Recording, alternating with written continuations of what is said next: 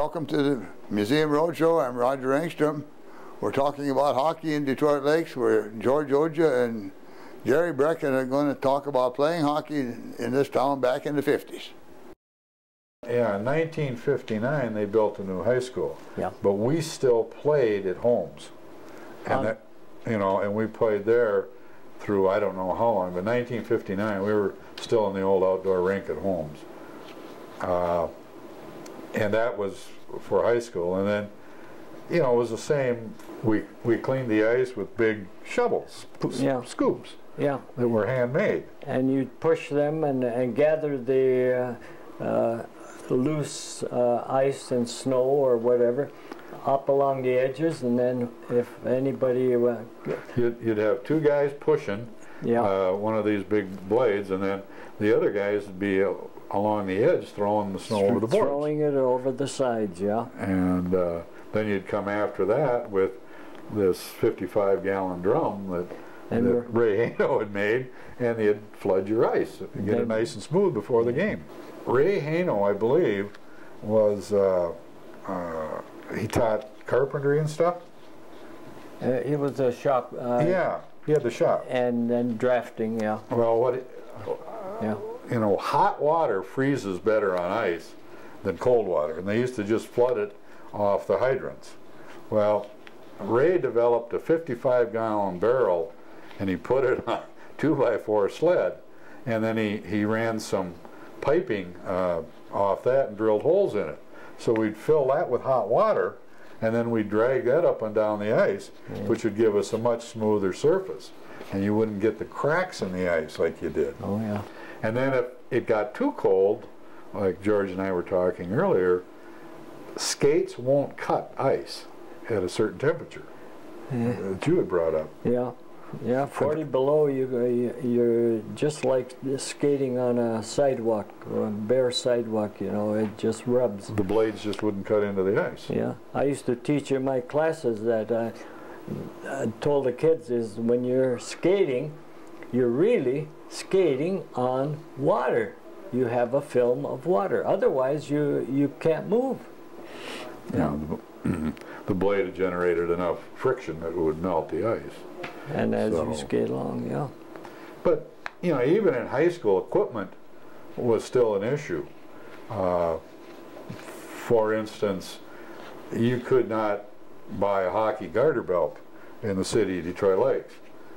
So there was a lot of guys with white frilly garter belts and black. I mean, you know, unless somebody could get out of town to buy, you know, a real garter belt to hold your socks up with. And sticks were another issue. And I remember, and George, you probably know more about this because of the budgets, but, you know, I can remember in high school we'd pack our own lunches. And in high school,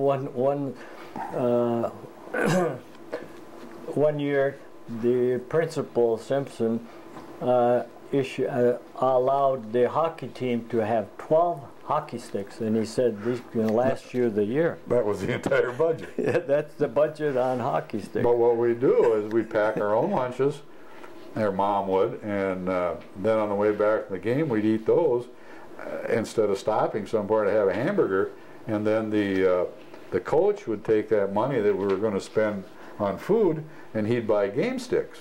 Because a game stick in those days was like $5. Oh yeah. You know, that was expensive. Even pucks were expensive. Well, and a lot of kids couldn't afford that. So that was the way we got our game sticks.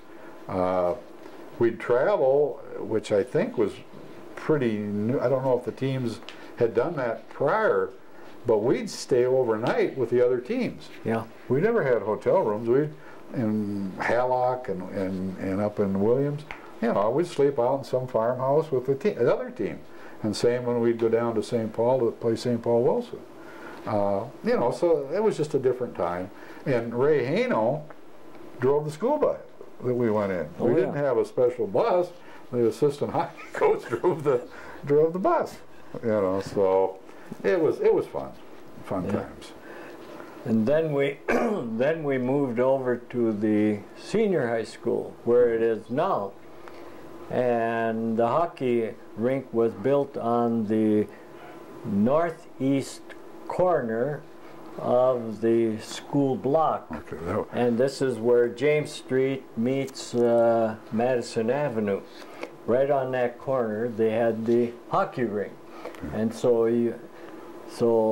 and since I lived across the street from the senior high school, I was able to go and walk across the street and down to the rink and be able to time all the hockey games there. And so that was in '60 when they moved over there. Yeah, okay. Yeah. From then on, the hockey games were played over there. And they had a warming house there, a small warming house. Okay. And like the rink before, the rink was packed with snow all along the edges, and then people would over there. They could park in the cars, and they'd look over the slight hill there.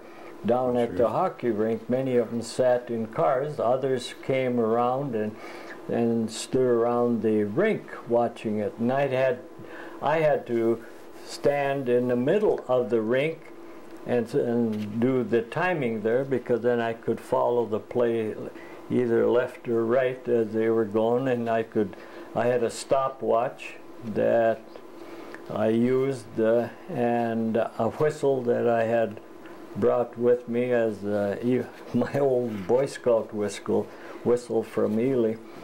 And when the period was over, I would blow the whistle. I'd give them a warning of 1 minute, and then I'd blow the whistle, and then they'd skate off, and then the people helpers would come out there and clean the rink in between the period. And that's about the time that hockey started to change, because you know, we didn't wear any protection above our waist, and except for a helmet, and you didn't need it because you weren't allowed to lift your stick above your waist, and if you did, it was a penalty. And as the game evolved, and you know, they went to the masks and shoulder pads and all that.